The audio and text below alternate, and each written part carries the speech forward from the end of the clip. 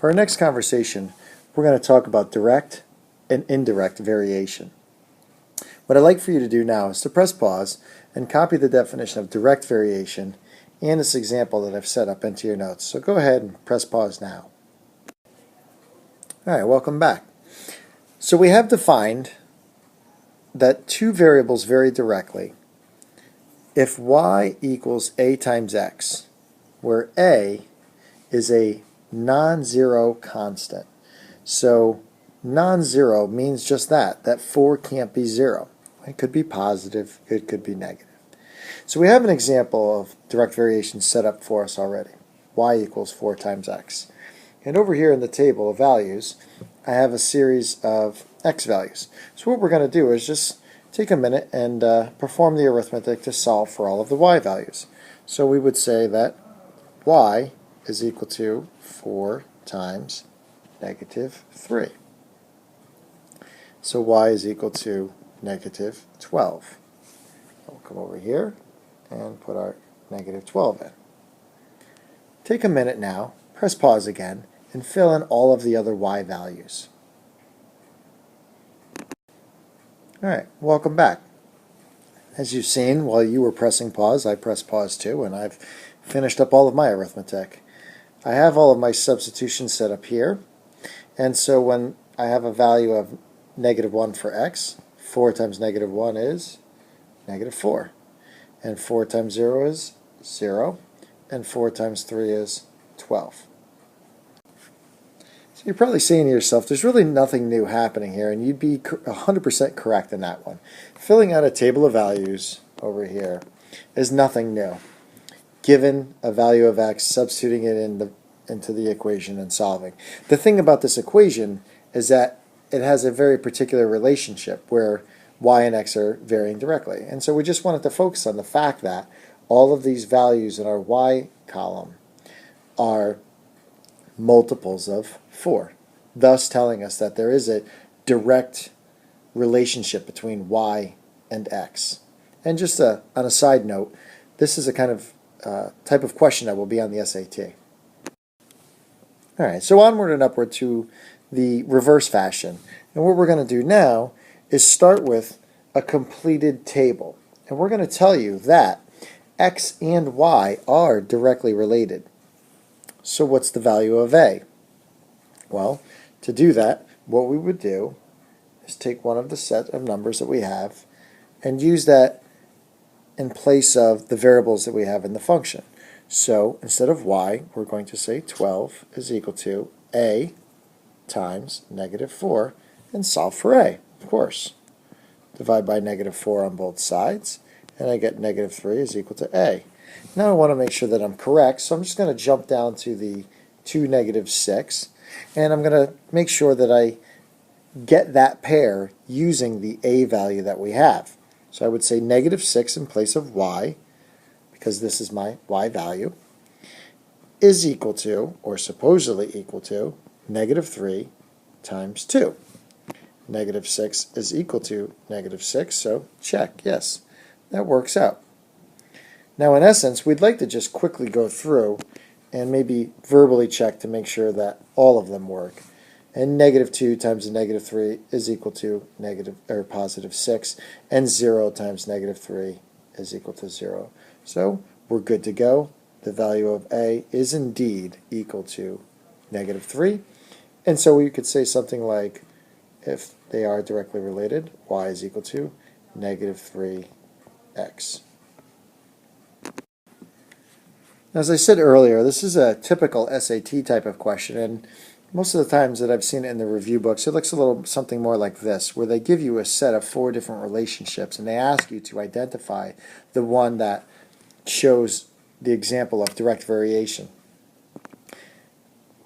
At this moment, it's really simple. We're looking for which one of these, A, B, C, or D, shows a relationship of y equals a times x. And what you need to do is sort of go through and start with, well, if y is equal to 4 and x is equal to 2 here, then that would mean that 4 is equal to a times 2, and then get an answer for a. Then check that with 12 and 14 and see if the same value of A exists. If not, then A is not your choice. Move on and check all A, B, C, and D and figure out for yourself which one of these shows the example of direct variation. Press pause now and try and work this out on your own.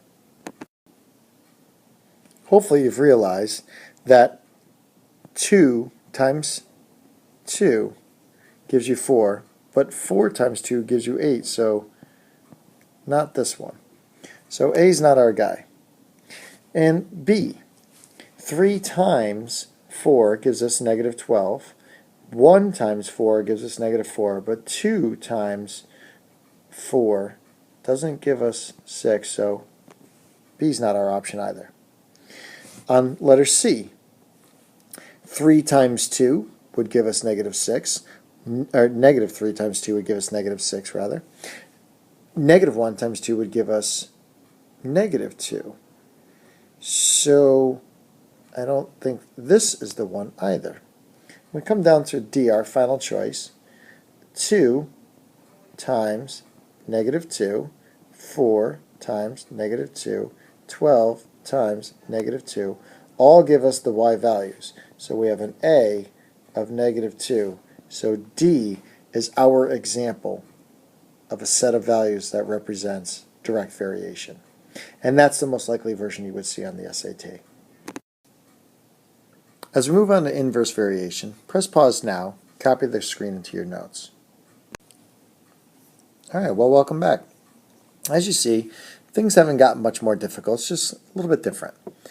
When y and x vary inversely, you have a constant a such that a divided by x gives you the value of y.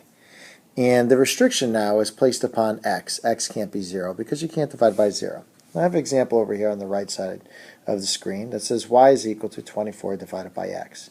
Now, if you put y over 1 and then looked at these guys in terms of a cross product, sort of solving a proportion, you would get that x times y on the left side is equal to 24. So that's another way that we could have an inverse variation represented. And it's going to be a great way for us to check out our answers here in a minute. What I'd like for you to do is to press pause again in just a second here and try to solve for all of the values of y. I'll help you get started. So our y is going to be equal to, this is our function up here, 24 divided by x. So that's going to be 24 divided by, our first x value is negative 8, giving us negative 3. We put the negative 3 here. We can take a minute, think about it in terms of that cross product representation. Negative 8 times negative 3 is in fact positive 24. Alright, so go ahead and press pause and fill in the rest of the chart. Okay, welcome back, and as you notice, I've done all my math, and I've gotten answers of negative 3, negative 8, 12, and 6. And just to make sure I'm all right, I multiply each of the values that I got. So 4 times 6 is 24, 2 times 12 is 24, negative 3 times negative 8 is 24, and of course we said at the beginning, negative 8 times negative 3 is 24, so we're all set. Now we change the situation just a little bit, and we start out with the set of instructions that tells us that the variables x and y vary inversely. Now the minute I see that x and y vary inversely, I know that I have a setup that looks like y equals a divided by x. Reading on, it says that when y is equal to 7, so I put a 7 in for y, x is equal to 4. But they don't tell me what a is. So I have enough information to solve for a.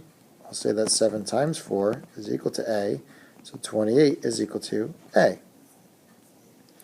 Write an equation that relates x and y. Well, the two acceptable equations that we could write are y equals our a value of 28 over x, or x times y equals 28. Then they want us to find y when x equals negative 2. So y is equal to 28 over negative 2. Y is equal to negative 14 or using my other version, negative 2 times y is equal to 28. Divide by negative 2 on both sides, and I get y is equal to negative 14 still. Now in terms of solving, I like this process better. I like it better overall for representation as well. Before we move on, I just want to clarify that the two questions we've answered is, one, they want us to write an equation. Here's my preferred equation. And then they wanted me to find the value of y for a given value of x. And there was my second piece. What we want to do now is look at three different equations and see if they're modeling direct variation, inverse variation, or neither. Now this isn't a 1/3 shot at getting the answer right. We're not guessing and checking. We're trying to identify by definition which one is being represented.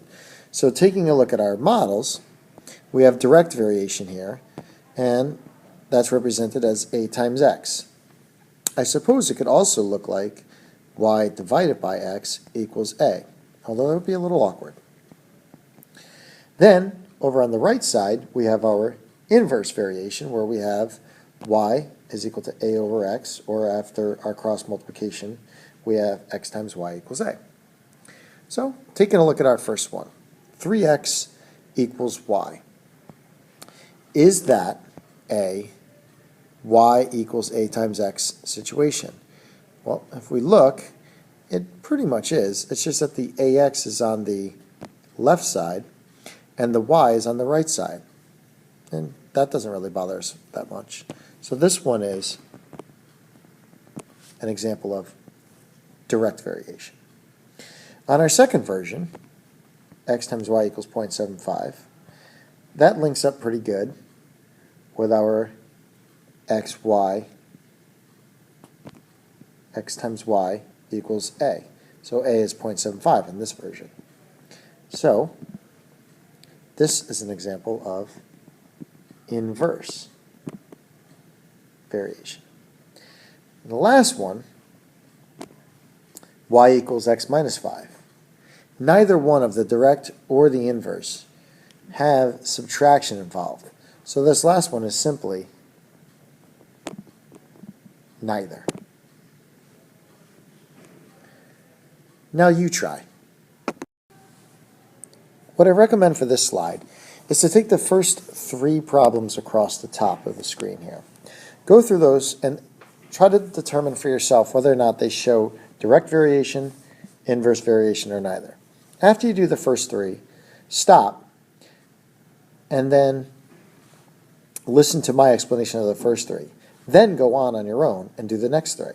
So at this moment, press pause and answer the first three. So let's see, how did you do? The first one is going to be neither, because we're dealing with addition, and none of our relationships are talking about a direct relation where we're adding a constant. The next one is direct. How did you do on that one? This 1/2 is our a value. We said that a was supposed to be a non-zero.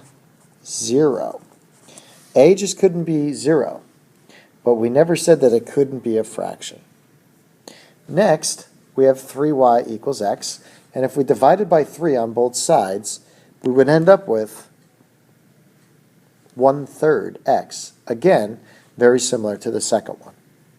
That being said, press pause again now. Try the next three. All right, second set. How did you do? Our first one across the bottom here, x times y equals 4. Again, still, after we use the inverse relationship and use the cross product property, we'll have our xy equals a, so a is 4. That's inverse. Next, we have x divided by 7, or we could re-express it in terms of 1/7 times x. Gives us our y equals a times x, our direct variation. And the last one, use the cross product property, and we'll get xy equals 3, where a is our value of 3, inverse variation. Hopefully you did a little better the second time around. They were challenging. So to wrap things up, what we've done is we've defined direct and inverse variation. Direct was y equals a times x, where a was a non-zero. In an inverse variation, y was equal to a divided by x, where x could not be 0 as well. We used both of these definitions to fill out a table of values.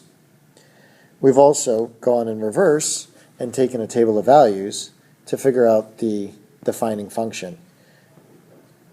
For both versions, we could do this.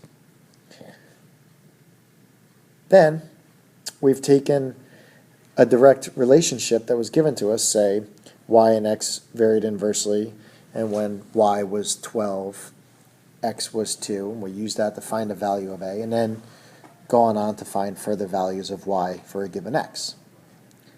What we'll do is come back to the classroom, play with these some more. See you soon.